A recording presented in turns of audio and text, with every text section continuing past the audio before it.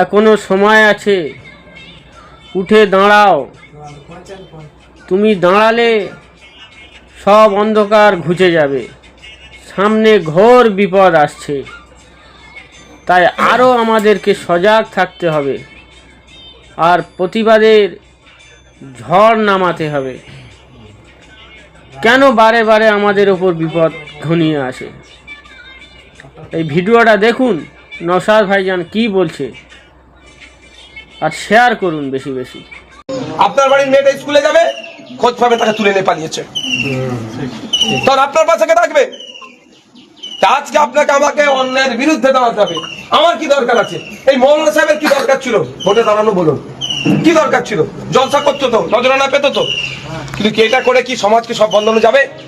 হ্যাঁ, এটা একটা বার ধর্মীয় ভাবে সমাজকে বার্তা দিচ্ছে, সামাজিক বার্তা দিচ্ছে, কিন্তু যেখানে আইন তৈরি হচ্ছে সেখানে না পৌঁছালে এই দুরবস্থা চলতে থাকবে। সেখানে যেতে চেয়েছিল।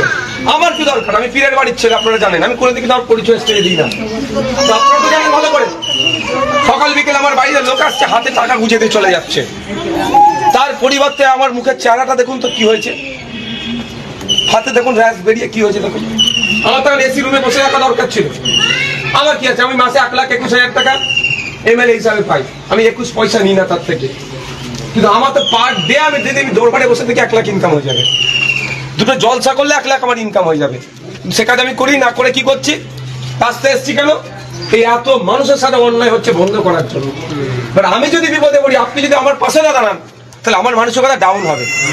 আজকে মৌলানা সাহেব বিপদে পড়েছে, মৌলানা সাহেব পরিবার বিপদে পড়েছে। আপনারা যদি মনে করেন যে আপনি বিপদে জড়িয়ে যাবেন বলে সাইডে থাকেন, আপনি কিন্তু পালিয়ে পার পাবেন না। আপনার পেছনে বিপদ আছেই, কিন্তু আপনার পেছনে বিপদ আপনাকে তখনই যুক্ত ধরতে পারবে না যখন মৌলানা সাহেবের পরিবারকে আপনি আমি সাহস দেবো।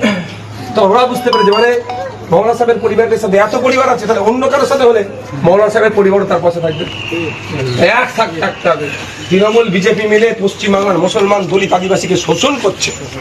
আজকে এসআইআরে 27 লক্ষ নাম ডিলিট হয়েছে খসড়া লিস্টের পরে। এই 27 লক্ষ নাম কি ডিলিট হতো? মমতা ব্যানার্জি চেয়েছে বলে ডিলিট হয়েছে। আমি এত কথা জোর কথায় বললাম, এটা রেকর্ড হচ্ছে। মমতা ব্যানার্জি যদি সাহস থাকে আমার নামে একটা মামলা করে দেখাতো। এত কথা তো মমতা ব্যানার্জিকে নিয়ে বলেছি আমি। একটা ক্ষমতা পেয়েছে, মিথ্যা মামলা আমার নামে অনেক দিয়েছে।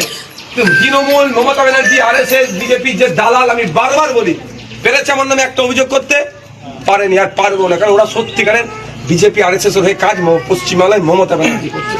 এই 27 লক্ষ মানুষের মধ্যে 17 লক্ষ হিন্দু মানুষ, 10 লক্ষ মুসলমান মানুষ। এই 27 লক্ষের মধ্যে 25 লক্ষ কে জানেন? গরিব হিন্দু, গরিব